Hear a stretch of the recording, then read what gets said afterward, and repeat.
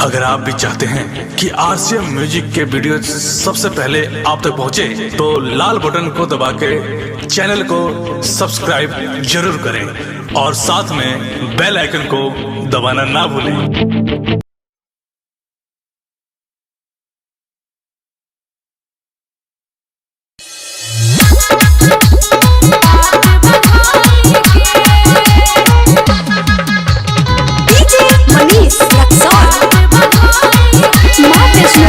Studio Delhi. Hindu हित में आयल फैसला, हिंदू हित में आयल फैसला काहे लगाएंगे, हिंदू हित में आयल फैसला काहे लगाएंगे। मोदी जी रउआ बानी पात्र बधाई के, मोदी जी रउआ बानी पात्र बधाई के,